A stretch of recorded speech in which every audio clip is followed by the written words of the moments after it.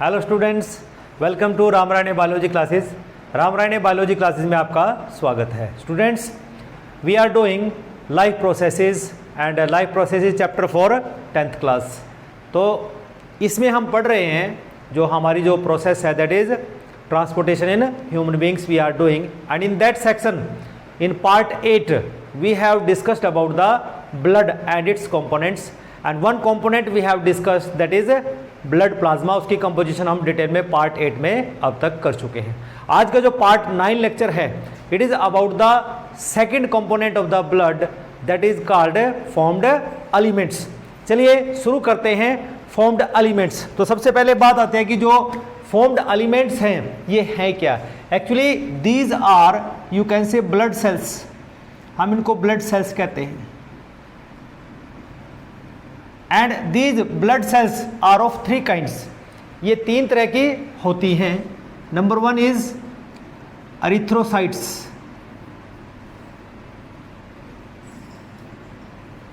Number 2 is leucocytes, and number 3 is thrombocytes.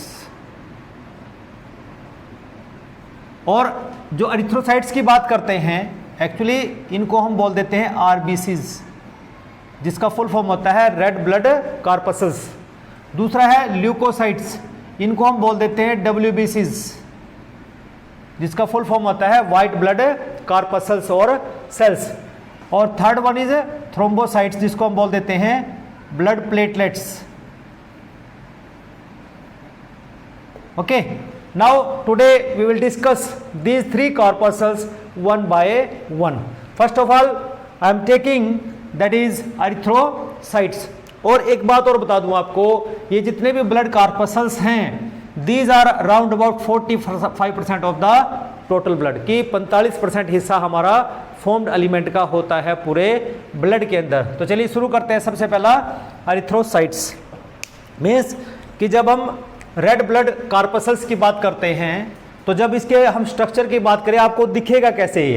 Actually these are इन्यूक्लिएटेड biconcave और you can से circular, कि ये जो इनका स्ट्रक्चर होता है it is just you can से बाइकनकेव स्ट्रक्चर होता है, और यहाँ पर इसके बीच में एक हीमोग्लोबिन प्रेजेंट होता है। मीन्स यहाँ पर न्यूक्लियस नहीं है, न्यूक्लियस की जगह पे यहाँ पे हीमोग्लोबिन आ गया है। और जो हीमोग्लोबिन होता है ये क्या है, हीमोग्लोबिन।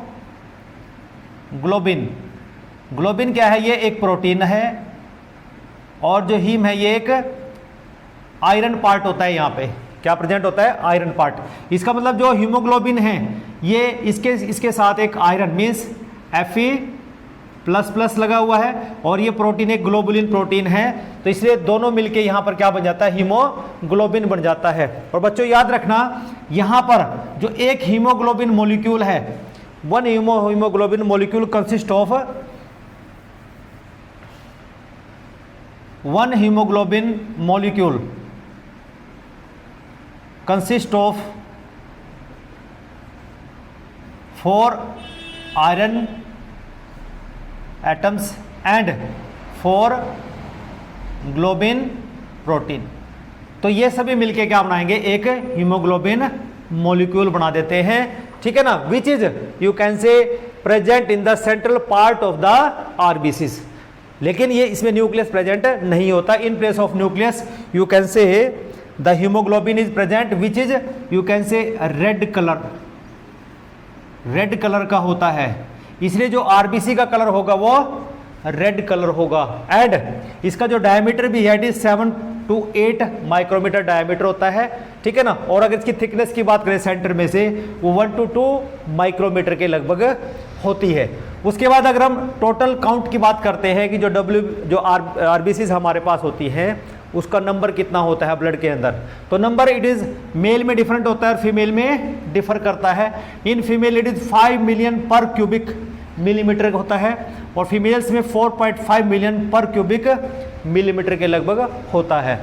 उसके बाद आता है एबनॉर्मल साइज राइज, कि अगर हम देखते हैं कि कई बार क्या होता है कि देयर इज ए इंक्रीज हो जाता है एबनॉर्मल, कि कई बार क्या होता है कि कुछ ह्यूमन बींग्स के अंदर क्या होता है कि there is a rise in the RBC count. RBC count का राइज हो जाना, उस को हम कहते हैं दैट इज पॉलीसाइथेमिया। उसको हम कहते हैं कि किसी में कई बार क्या होता है आरबीसी का काउंट बढ़ जाता है और उसको हम क्या कहते हैं abnormal increase in RBC which is called polycythaemia. And in the similar manner some time कुछ ह्यूमन बींग्स में ऐसा हो सकता है कि there is a decrease in number of RBCs और उस कंडीशन को हम कहते हैं एरिथ्रोसाइटोपिनिया, हम उसको यहाँ पर कह देते हैं। और कई बार क्या होता है कि सम टाइम जैसे हम हिली एरियाज में चले जाएं तो क्या होगा कि हमारी बॉडी के अंदर ऑक्सीजन की डेफिशिएंसी हो सकती है या शॉर्टेज हो सकती है। तो उस टाइम में अगर हम हिली एरियाज में ज़्यादा टाइम तक रुकेंगे तो वहाँ पर क्या होगा कि जो शॉर्टेज ऑफ हमारे पास ऑक्सीजन की हुई है ये क्या करती है हमारी किडनीज को स्टिमुलेट करती है टू रिलीज एक हार्मोन रिलीज करती है जिसका नाम है एरिथ्रोपोइटिन। और जब ये हार्मोन ब्लड के अंदर आ जाएगा तो ये हेल्प करेगा production of the RBCs and production of RBCs is called erythropoiesis. कि हुआ क्या कि जो हार्मोन है एरिथ्रोपोइटिन ये बोन मैरो को मैसेज भेजेगा, मीन स्टिमुलेट करेगा बोन मैरो को और बोन मैरो क्या करेगी प्रोडक्शन ऑफ आरबीसी स्टार्ट कर देगी उस टाइम में जब ऑक्सीजन की शॉर्टेज हमारी बॉडी के अंदर होनी स्टार्ट हो जाएगी। इसका मतलब क्या हो कि आरबीसी का नंबर बढ़ेगा। और इसलिए हम देखते हैं जब भी जो हिली एरियाज के लोग होते हैं उनमें आरबीसी काउंट जो प्लेन में लोग रहते हैं उससे कम ही मिलेगा। इसका मतलब उनका हीमोग्लोबिन काउंट भी ज़्यादा होगा। इसलिए हम देखते हैं कि उनके जो फेसेज होते हैं they are red in colour as comparison to the those people who are living in the plain areas, इसलिए उनके रेड फेसेज आपको दिखाई देते हैं। उसके बाद देखिए नेक्स्ट एरिथ्रोपोइसिस जो है कि जब एम्ब्रियोनिक स्टेज होती है तो आरबीसी कहाँ से बनती है, क्योंकि एम्ब्रियोनिक स्टेज में जब जर्म लेयर्स होती हैं तो जर्म लेयर्स के केस में वहाँ पर एक योक सैक होता है, ये एक जर्म लेयर है, ठीक है ना।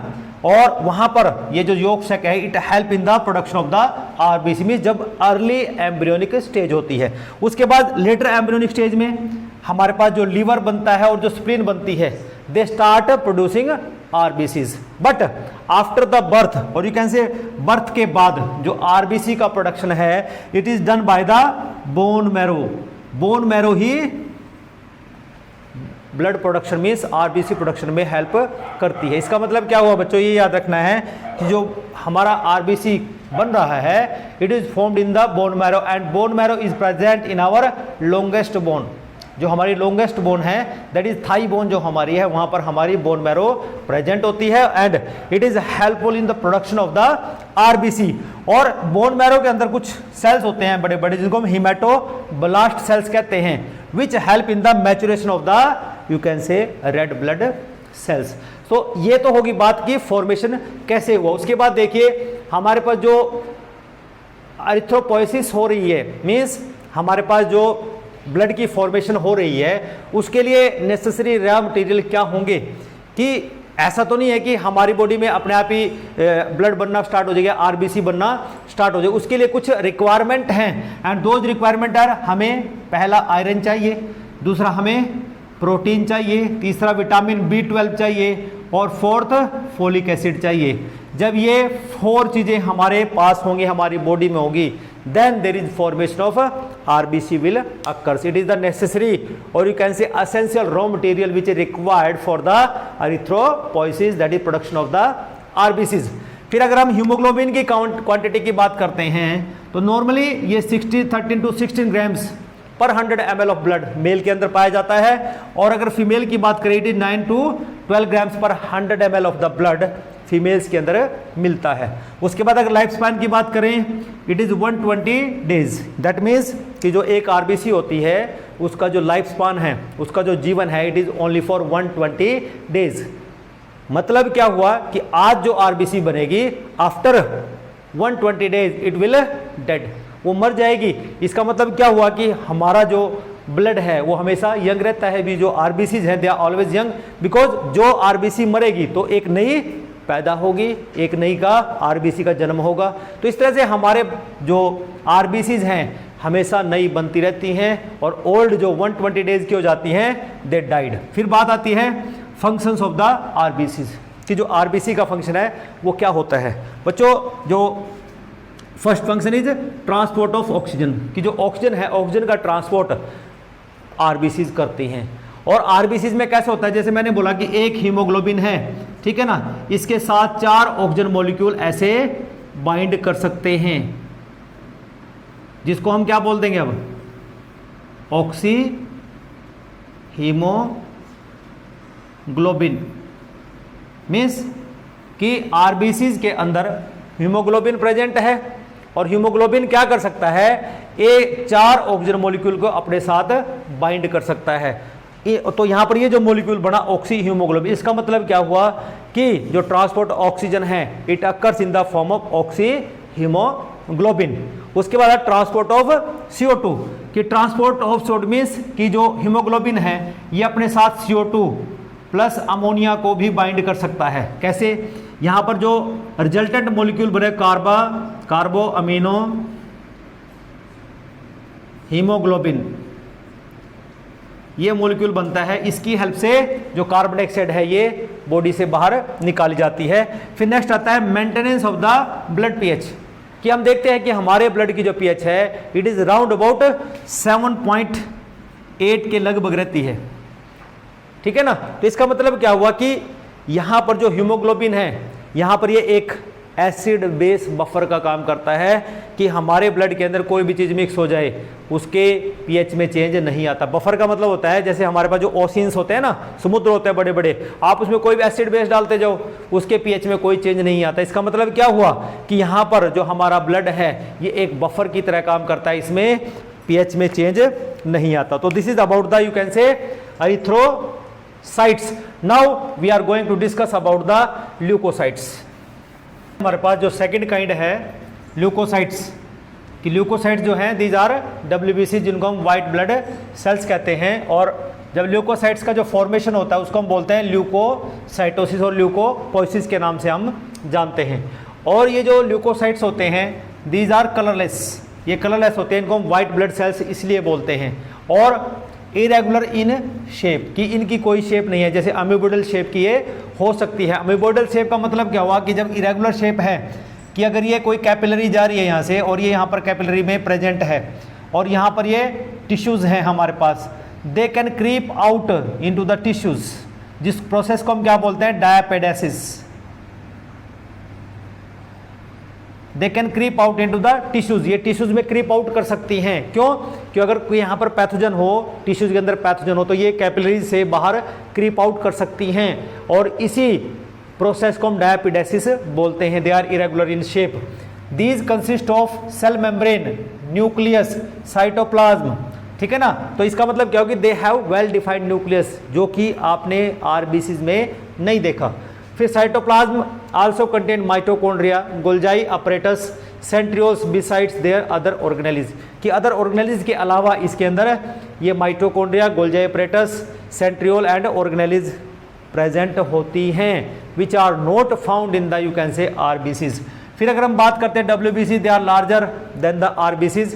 साइज होता है इनका 12 to 20 माइक्रोमीटर के लगभग होता है। And on the basis of the granules presence और absence in the cytoplasm, these are of 2 kinds, ये 2 तरह की होती हैं। एक होता है एग्रेनुलोसाइट और दूसरा होता है ग्रेनुलोसाइट्स। एग्रेनुलोसाइट्स का मतलब होगा कि जब ग्रेन्यूल्स प्रेजेंट नहीं है साइटोप्लाज्म में, और ग्रेनुलोसाइट्स का मतलब जब ग्रेन्यूल्स प्रेजेंट होंगे साइटोप्लाज्म के अंदर। तो सबसे पहले देखते हैं 2 काइंड में एग्रेनुलोसाइट्स को देखते हैं, means granules are not found in the cytoplasm. तो ये क्या होता है कि ये इस तरह की जो यू कैन से डब्ल्यूबीसीज होती हैं, ये फर्दर 2 काइंड की हो जाती हैं, जिसको हम लिम्फोसाइट्स बोलते हैं और मोनोसाइट्स बोलते हैं, ठीक है ना। और जो लिम्फोसाइट्स होती हैं इनका जो नंबर है टोटल ल्यूकोकार्टोसाइट में 20 to 25% होता है। इसी तरह जो मोनोसाइट्स होते हैं इनका 2 to 10% होता है। और इनका जो लाइफ स्पान है वो भी वेरी करता है। अगर हम लिम्फोसाइट्स की बात करते हैं, दीज यू कैन से सर्वाइव फॉर फ्यू डेज, ये कुछ दिन तक जिंदा रह सकती हैं। लेकिन जो मोनोसाइट्स हैं इनका लाइफ स्पान सबसे कम होता है, दैट इज 10 to 20 आवर्स के लगभग इनका लाइफ स्पान रहता है। फिर बात आती है कि जो लिम्फोसाइट्स होते हैं they are very small in size, large rounded nucleus इनका होता है, कि जैसे ये हमारे पास कोई लिम्फोसाइट होगा तो इसका जो न्यूक्लियस होगा ये ऐसे लार्ज होगा, लार्ज न्यूक्लियस यहाँ पे राउंडेड न्यूक्लियस प्रेजेंट होगा, और ये नॉन मोटाइल होती है, ये चलती नहीं, ठीक है ना। And non phagocytic, non phagocytic का मतलब जैसे अमीबा फूड को एनगल्फ करता है ना, ये ऐसी नहीं होती, ये मोटाइल नहीं होती, ठीक है ना। फिर ये दो तरह की हो सकती हैं, एक होती है बी लिम्फोसाइट, एक होती है टी लिम्फोसाइट। जब हम बी लिम्फोसाइट की बात यहाँ पर करते हैं, बी लिम्फोसाइट का मतलब कि ये ऐसे WBCs हैं which are formed in the bone marrow, कि बोन मैरो के अंदर बनी और बोन मैरो में ही मैच्योर हुई, that's why they are called B lymphocytes and they produce antibodies. इसका मतलब क्या हुआ कि इनका एक्शन क्या होगा कि कोई पैथोजन आया तो इसके अगेंस्ट ये क्या रिलीज करेगी, ये बहुत सारी एंटीबॉडीज ऐसे रिलीज कर देगी, और ये एंटीबॉडीज इसके साथ बाइंड कर जाएंगी। ये पैथोजन है ना, पैथोजन के साथ एंटीबॉडीज ये बाइंड कर देंगे, इसका मतलब दे सीक्रेट एंटीबॉडीज। दूसरा टाइप है हमारे पास टी लिम्फोसाइट। टी लिम्फोसाइट का मतलब क्या, help in B cells to produce antibodies. ये भी ऐसे सेल्स होते हैं, means they formed in the bone marrow but they get mature in thymus, कि थाइमस में जाके मैच्योर होते हैं, इसलिए इनको हम टी लिम्फोसाइट्स कहते हैं। दूसरी एक और बात हम पढ़ते हैं हायर क्लासेस में कि जो बी लिम्फोसाइट्स होते हैं दे गिव्स एंटीबॉडी मीडिएटेड इम्यूनिटी। कैसी देंगे, एंटीबॉडी मीडिएटेड इम्यूनिटी। लेकिन जो टी लिम्फोसाइट्स होते हैं they give cell mediated immunity response, और you can say antibody mediated immuno response and T lymphocytes will give, you can say cell mediated immuno response is given by these two B lymphocytes and T lymphocytes. फिर अगर हम monocyte की बात करते हैं, monocyte का जो number होता है टोटल ल्यूकोसाइट्स में दैट इज 2 to 10% के लगभग होता है, and these are the largest of all type of the leucocytes, कि हमारे पास जितने तरह के ल्यूकोसाइट्स होते हैं उसमें सबसे लार्जेस्ट जो होगा वो मोनोसाइट ही होंगे। आफ्टर दैट समवट अमीबोइडल शेप, ये अमीबोइडल शेप के होते हैं। न्यूक्लियस इज बीन शेप्ड, कि इनका जो न्यूक्लियस है, मोनोसाइट का न्यूक्लियस है, कि अगर ये आपके पास एक मोनोसाइट है तो ये बीन शेप का न्यूक्लियस होगा और लार्ज होगा। In this way, it is a bean-shaped nucleus is present. In this way, it is bean-shaped nucleus is present. Motile होंगे, फैगोसाइटिक इन नेचर होंगे, ये मूव करते हैं ब्लड के अंदर, टिश्यूज के अंदर, okay. And engulf the bacteria cell debris, की जो सेल अंदर डेड हो जाते हैं उनके जो रिमेनेंट्स बच जाते हैं या कोई पैथोजन अंदर जाता है उसको ये एनगल्फ कर लेते हैं और उसको ये किल कर देते हैं। दूसरा एक और लास्ट जो मेन पॉइंट है हमारे पास मोनोसाइट्स के बारे में, they can change into macrophages, कि जब ये टिश्यूज के अंदर चली जाएंगी और ये यूनाइट होकर एक बहुत बड़ा मैक्रोफाज बना देंगे, and they will be able to kill that particular micro organism और pathogen. Now come to the second type, that is the granulocytes. अब बच्चों जैसे मैंने बोला कि जो ग्रेन्युलोसाइट्स हैं दैट मीन्स साइटोप्लाज्म के अंदर ग्रेन्यूल्स का प्रेजेंट होना, that's why they are called granulocytes. और इनका जो न्यूक्लियस होगा वो लोब्ड होगा, कैसा होगा, लोब्ड न्यूक्लियस होगा। And on the basis of the staining property these are of 3 types, ये 3 तरह की हो सकती हैं, ईओसिनोफिल, बेसोफिल एंड न्यूट्रोफिल। ये 3 तरह के सेल्स होते हैं, जैसा कि आप डायग्राम में देख पा रहे हैं। जो ईओसिनोफिल हैं ये बाइलोब्ड मीन्स 2 लोब का न्यूक्लियस होता है। अगर हम बेसोफिल की बात करते हैं ट्राइलोब्ड न्यूक्लियस है, और जब हम न्यूट्रोफिल की बात करते हैं मल्टी लोब्ड यानी कि many lobed nucleus is found. और अगर हम इनका नंबर देखें कि 2 to 3% total leucocytes count and 0 to 1% of the total leucocytes count, and neutrophil का सबसे ज़्यादा मेजर इनका नंबर होता है, they you can say released in major number that is 60 to 65% of the total leucocytes, ठीक है ना। अगर हम बात करते हैं यहाँ पे ग्रेन्यूल्स की, यहाँ पर जो ग्रेन्यूल्स है कोर्स ग्रेन्यूल्स होते हैं, बहुत लार्ज होते हैं, और टेक एसिडिक स्टेन, जो ईओसिन होते हैं, एक स्टेन होती है, ठीक है ना, जो एसिडिक नेचर के होते हैं। इसका मतलब जितने भी हमारे पास ये 2 लोब न्यूक्लियस वाले जो हमारे पास ग्रेन्युलोसाइट्स होंगे वो हमेशा ईओसिन स्टेन को पकड़ेंगे, उसको टेक करेंगे, ठीक है ना, उससे वो रंग जाएंगे, तो इसलिए इनको हम ईओसिनोफिल बोल देंगे, which is their number is 2 to 3%। और ये कब ज़्यादा एक्टिव हो जाते हैं, इनका नंबर कब बढ़ता है, जब एलर्जीज हो जाती है हमारी बॉडी में, कोई एलर्जिक रिस्पॉन्स हमें दिखाई देता है तो ये उस टाइम में एक्टिव होते हैं। लेकिन जब बेसोफिल की बात करते हैं they less in coarse granule, इनका जो ग्रेन्यूल होगा वो लेस नंबर होगा, and they take basic stain, जो मिथाइलिन ब्लू है ये उसको लेते हैं, and they are trilobed, okay. And they secrete 3 things, एक तो हैपरिन, हैपरिन हम बोलते हैं एंटीकोएगुलेंट, कि जो हमारे ब्लड को जमने नहीं देता। इसका मतलब क्या होगा कि ब्लड क्लॉट अगर हो जाता है कहीं बॉडी के अंदर तो ये इसको डिसॉल्व कर सकता है। सेरोटोनिन एक न्यूरोट्रांसमीटर है, और न्यूरोट्रांसमीटर मीन्स कि जो जब हम इमोशंस होते हैं या हम खुश होते हैं उस टाइम में सेरोटोनिन या डोपामिन ये न्यूरोट्रांसमीटर हमारी बॉडी के अंदर रिलीज होते हैं, इसलिए हम उनको हैप्पी हार्मोन या हैप्पी फीलिंग देने वाले हार्मोन्स भी कहते हैं। नेक्स्ट है हिस्टामिन कि जो इन्फ्लामेटरी रेस्पॉन्स हमारी बॉडी के अंदर चलता है, it is given bye histamine. तो दैट्स वाई जो बेसोफिल है ये उस टाइम में रिलीज होते हैं जब इन्फ्लामेटरी रेस्पॉन्स आना हो, या जब हम इमोशनल होते हैं, या यू कैन से हमारा जो ब्लड है उसकी क्लोटिंग ना हो, तो उसमें ये बेसोफिल हेल्पफुल होते हैं। And their number is 0 to 1% of the total leucocytes. अब बात कर लेते हैं जो न्यूट्रोफिल्स हैं, ठीक है ना। आप देख पा रहे हैं कि जो न्यूक्लियस है यहाँ पर, it is multi lobed, okay, and granules fine होते हैं बड़े, and take up weakly acidic और बेसिक स्टेन, दोनों तरह के स्टेन को ये ले सकते, लेकिन वीकली लेता है। And they are phagocytic in nature कि ये सेल को एनगल्फ कर लेते हैं। न्यूट्रोफिल्स क्या होते हैं, ये सेल को एनगल्फ कर लेते हैं, उसको अपने अंदर लेके उसको किल कर सकते हैं। एंड अगर हम बात करते हैं इसके लाइफ स्पान की, कि जो ग्रेनुलोसाइट्स होता है इनका जो लाइफ स्पान है, अगर ग्रेनुलोसाइट्स ब्लड के अंदर प्रेजेंट हैं तो फिर तो इनका जो लाइफ स्पान है it is about 4 to 8 hours जब ब्लड के अंदर है। If they are present in the you can say tissues, तब ये हो जाता है 4 to 5 days, तो ये टिश्यूज में हो जाता है। तो बच्चों this is about the you can से 2 kind of formed elements today we have learned, that is erythrocytes and leukocytes.